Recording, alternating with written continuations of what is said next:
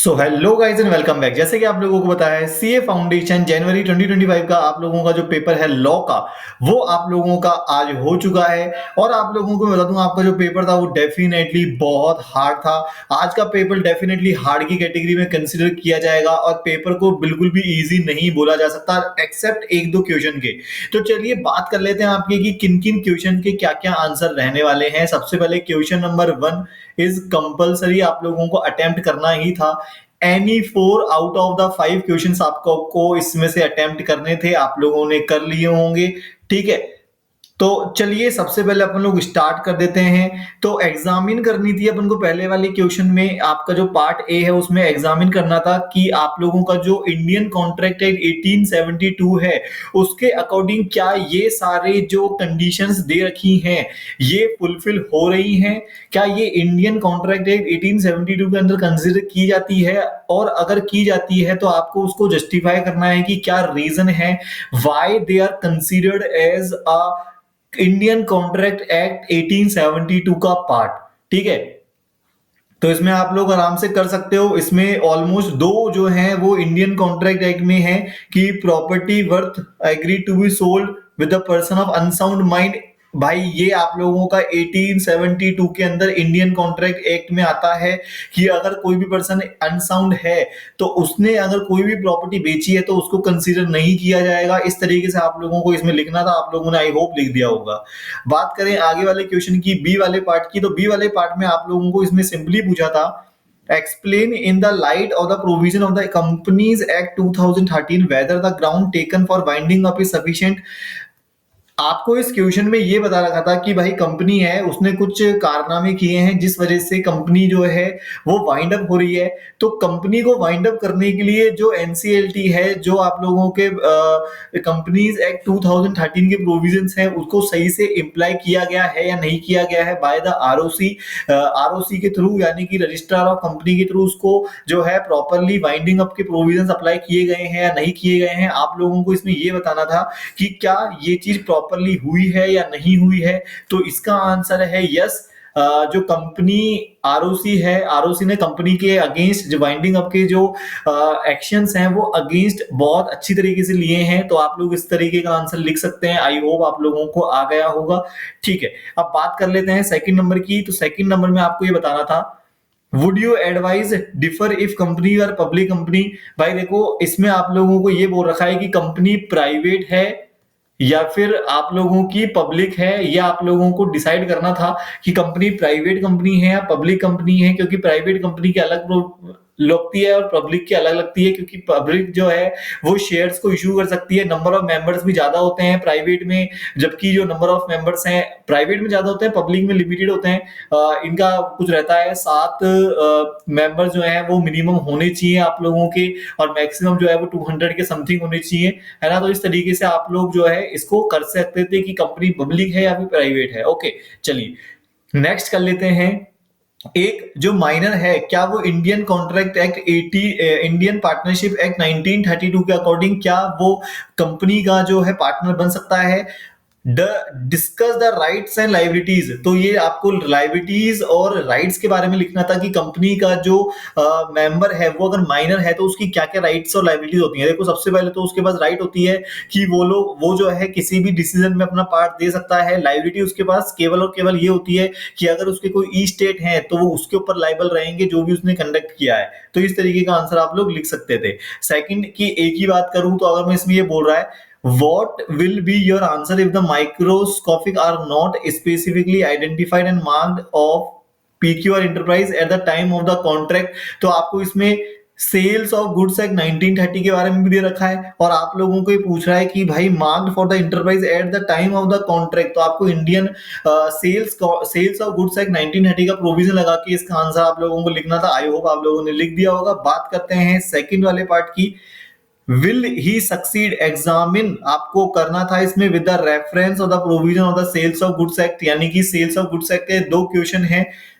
Purchase किए motorcycle, it's turn out the motorcycle sold stolen. ये आप लोगों को प्रोविजन है पूरा, उस प्रोविजन के according 1936 sales of goods act के अकॉर्डिंग आपको इसमें आपका जो ओपिनियन है वो देना था। ठीक है, चलिए, right in the brief the content and model of the articles of associations. Articles of association के बारे में आपको कुछ लिखना था और इसके जो मॉडल्स और कंटेंट्स होते हैं वो लिखने थे आपको। According to the director and other management of the company, ये ठीक है, वो कोई दिक्कत की बात नहीं है। आपको सिंपली क्या करना था, आर्टिकल्स ऑफ एसोसिएशन के अंदर जो आप लोगों की डिटेल्स हैं, जो जो आप लोगों के कंटेंट आते हैं, वो आप लोगों को इसमें लिखने थे। आई होप आप लोगों ने लिख दिए होंगे। बहुत ही हार्ड पेपर है ये, क्योंकि इसमें बच्चों को कंटेंट याद नहीं रहते हैं, ठीक है ना। तो इस वजह से आपको एलएलपी का ये क्वेश्चन आया है, लिख लिए, लिमिटेड पार्टनरशिप एक्ट 2008, जो कि इसका रजिस्ट्रेशन डेट थी इसकी। Explain these expect of them, आप लोगों को एक्सप्लेन करना था, ठीक है, कर दिया होगा आपने। क्वेश्चन नंबर 3, पीक्यूआर पार्टनर है, ठीक है, इंडियन पार्टनरशिप एक्ट 1932 के अकॉर्डिंग आप लोगों को इसका आंसर देना था। Firms contention is tenable, whether the firms contention is tenable और नॉट। तो आई होप आप लोगों ने इसको छोड़ दिया होगा, क्योंकि इसमें थोड़ा सा ट्रिकी पार्ट है। डेफिनेटली ये जो क्वेश्चन है ये ट्रिकी है। क्वेश्चन नंबर 4 की अगर मैं बात करूं, तो क्वेश्चन नंबर 4 में आप लोगों को पूछ रहा है इंडियन कॉन्ट्रैक्ट एक्ट 1872 के अकॉर्डिंग आपको कंसीडर करके बताना है प्रोविजन को, कि क्या डी कंपेल होगा any of the three party ABC 6000 देने के लिए। आपको प्रोविजन को देख के एबीसी जॉइंटली प्रॉमिस टू पे द डी सम ऑफ 6000, तो भाई सिंपल सी बात है, ए बी और सी तीनों को ही देना पड़ेगा। Yes, all three. C is compelled to pay the whole amount of the D. Can he recover anything from A and B when both A and B are solvent? Yes, definitely. Half half. A is not in the position to pay the amount, तो फिर उसके पास B से लिया जाएगा वो। तो इसका answer आप लोग इस तरीके से लिख सकते थे।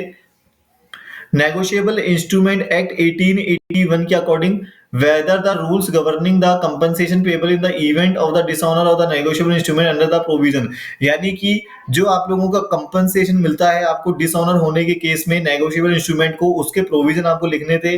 आप लोगों ने आई होप बेहद अच्छी तरीके से लिख दिए होंगे। चलो, अब यहां पे देखिए, इंडियन रेगुलेटरी फ्रेमवर्क है, Indian judicial system, explain the functions of judiciary system and hierarchy of the court. Hierarchy बतानी है, पहले आप लोगों का लोअर लेवल, फिर डिस्ट्रिक्ट पे आता है, फिर हाई कोर्ट, फिर सुप्रीम कोर्ट। एनसीएलटी भी होता है, जो कि आप लोगों के लिए बनाया जाता है ताकि जो केसेस हैं उनको कोर्ट में ना ले जाके म्यूचुअल अंडरस्टैंडिंग के थ्रू ही केसेस को सॉल्व कर दिया जा सके, तो उसके लिए भी बनाया जाता है वो, ठीक है। चलिए, फिफ्थ वाले की अगर मैं बात करूं, तो फिफ्थ वाला है आप लोगों का सेल्स ऑफ गुड्स एक्ट 1930 के अंदर, बायर क्लेम कर रहा है फॉर द रिफंड, तो वो क्या कर सकता है या नहीं, ये आप लोगों को प्रोविजन देख के निकालना है। सेल्स ऑफ गुड्स एक्ट 1930 का है ये, वेदर आदर्श can invoke the implied condition, कर सकता है वो, डेफिनेटली कर सकता है, उसमें कोई दिक्कत की बात नहीं है। Explain the terms of the Indian partnership act, partners by holding out और नॉमिनल पार्टनर। नॉमिनल पार्टनर वो पार्टनर होता है जो कि अपना कंट्रीब्यूशन तो देता है only in the way of the money, और होल्डिंग आउट का मतलब होता है जो कि पार्टनर केवल और केवल मनी ही देता है और अपना कंट्रीब्यूशन कुछ भी नहीं देता। तो इस तरीके से आप लोग लिख सकते हैं। Indian partnership act 1932, dissolution of the partnership में अकर म्यूचुअल अंडरस्टैंडिंग से हो सकती है, लेकिन आपको जो है पहले आरओसी को बताना पड़ेगा। Indian contract act 1872, under influence और deem to be position of the domain other, बिल्कुल कर सकता है, बिल्कुल नहीं कर सकता है, किसी भी पार्टी की पोजीशन को डोमिनेट नहीं कर सकता है कोई भी पर्सन। अंजलि ने परचेज किया है, तो ये आप लोगों का नेगोशिएबल इंस्ट्रूमेंट एक्ट का जो क्वेश्चन है वो बन चुका है। ये आप लोगों का नेगोशिएबल इंस्ट्रूमेंट का है, ये नेगोशिएबल इंस्ट्रूमेंट एक्ट 1881, ठीक है। आई होप इसने कर दिया होगा, नेगोशिएबल का ही है ये भी। Examine whether prior presentation of the bill exchange assist the valid और नॉट वैलिड है या नहीं है, वो बताना है आपको इसमें। Sales of goods act 1930, seller जो है कमिट कर रहा है ब्रीच ऑफ कॉन्ट्रैक्ट, ठीक है, ये बताना है। सब एजेंट वो एजेंट होता है जो कि एजेंट के थ्रू अपॉइंट किया जाता है। बिटवीन द 6 पॉइंट बताने हैं आपको एजेंट और सब एजेंट के बीच में। इंडियन कॉन्ट्रैक्ट एक्ट 1872, एजेंट है इमरजेंसी ऑथराइज, हाँ भाई बिल्कुल, उसके पास इमरजेंसी के केस में वही पावर होती है जो कि हमारे प्रिंसिपल के पास होती है, ठीक है। तो प्रिंसिपल के पास जो पावर होती है वही पावर जो होती है वो किसके पास होती है, और एजेंट के पास में। सो अपन ने ऑलमोस्ट सारे क्वेश्चंस जो हैं वो डिस्कस कर लिए हैं आप लोगों के 3 वाले को छोड़ के, क्योंकि 3 वाला जो है डेफिनेटली हार्ड है बहुत ज्यादा। देखो यहाँ पे आप लोगों को जो पेपर का लेवल था वो डेफिनेटली हार्ड था। That's paper is not an easy paper. Approximately आप 100 में से अगर आप लोग 60 का भी करके आ सकते हैं तो इसमें अच्छे नंबर मतलब है, बन सकते हैं 60 मार्क्स। 8 पेजेस हैं, टोटल नंबर ऑफ क्वेश्चन 6 हैं आप लोगों के। ठीक है, अपन ने 6 ही किए हैं। चलिए, और ये आप लोगों का लॉ का पेपर था। लॉ का आप लोगों का एक क्वेश्चन पेपर था। ठीक है, लॉ का था आप लोगों का एक क्वेश्चन पेपर जिसको अपन ने डिस्कस कर लिया है।